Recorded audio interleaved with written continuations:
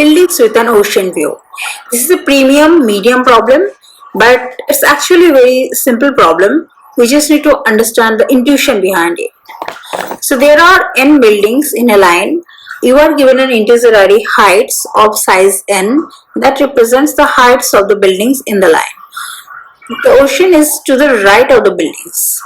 A building has an ocean view if the building can see the ocean without any obstructions. Formally, a building has an ocean view if all the buildings to its right have a smaller height. Return a list of indices of buildings that have an ocean view, sorted in increasing order. So we have to return the indices of the building that can see the ocean, right? And that indices we have to return in increasing order. So there are a few examples. So let's see the examples visually first.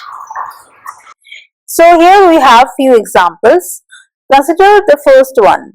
Here we have the buildings from 0 to 3 index. First building is of height 4, then 3, then 2, then 1, and here we have the ocean. Here, what all buildings can see the ocean? This building can see, this also, this also, this also. All the buildings can see the ocean. Consider this one, this scenario. Here, only this building can see the ocean, because for all these 3 buildings, the right max, the maximum height at the right is greater than the heights of these buildings. So these 3 buildings cannot see the ocean. Consider this scenario.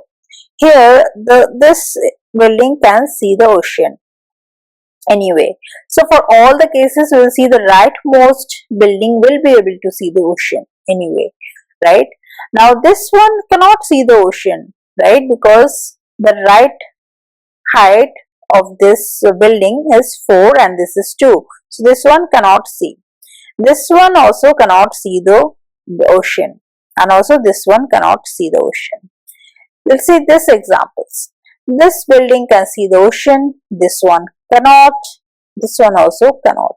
But this building again can see the ocean, because the right, if you see the right part of it, the maximum height at the right side is 3, but the current building size is 4. So this building also can see the ocean.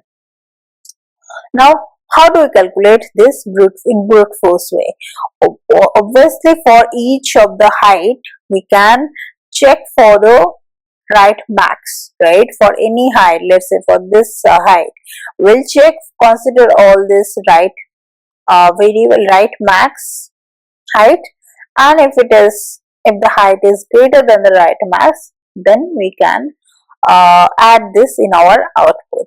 So that's a very brute force and inefficient approach.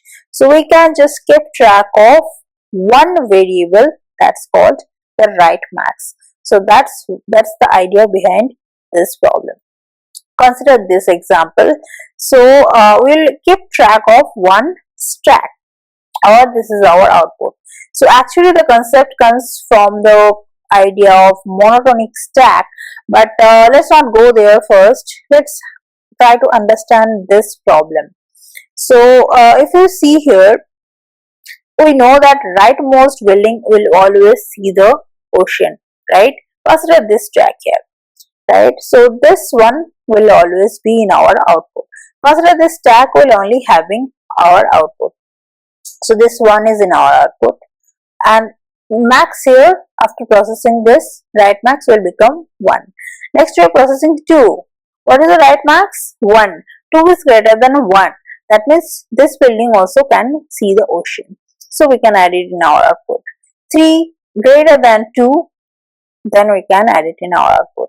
The right max, every time we are getting a height that is greater than the right max, we are just updating the right max variable. We are getting here in 4, 4 is greater than 3, right? We can update our right max, and also we can update it in our output stack. So every time, instead of just having a right max variable, we can just see the top of the stack, right?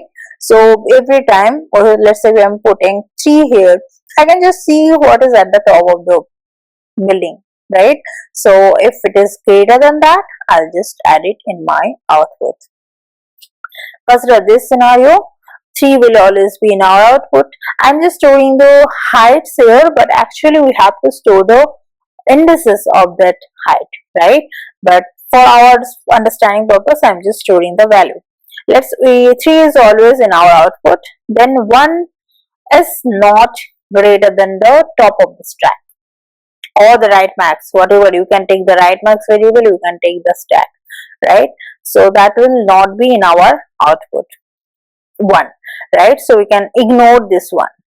Then we have 2. 2, is it greater than 3? 3 is at the top of the stack at this moment. No, that will not update our value and that will not be in our output. Next we have 4. 4 is greater than right max, or 4 is greater than what is at the top of the stack. So then we'll output 4. Like 4 will be in our output. Consider this one. 4 is in our output. 3 is not in our output. 2 is not in our output. 1 is not in our output. This one. 3 is in our output. 2 is not in our output because 2 is less than 3. This top stack, like top of the stack or the right max. 4 is in our output because 4 is greater than 3, right? And so we'll add it in my stack, and we'll have 1. 1 is less than the top of the stack or the right max, so we can ignore 1. So this way we'll have the indices of our output. Here we have the values, but actually we'll have the indices.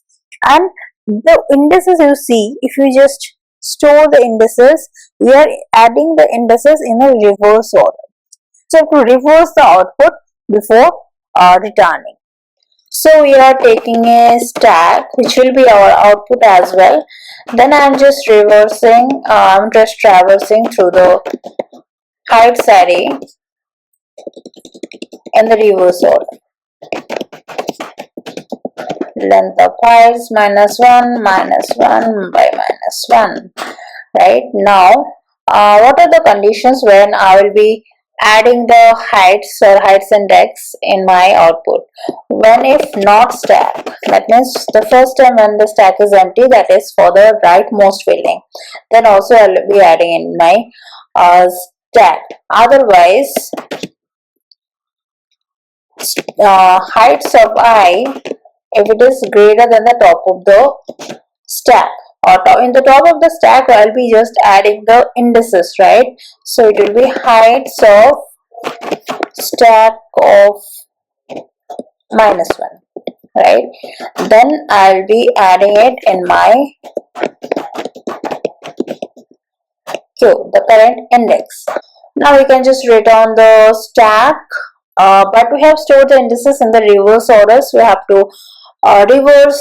return the reverse of the stack, right? So return stack of, in Python we write the reverse in this way as well. So that's it. Okay, yeah, this works. Let's submit it. It works. So what's the time complexity of this algorithm? It's straightforward, order of n, right? We're just going through the heights array only once.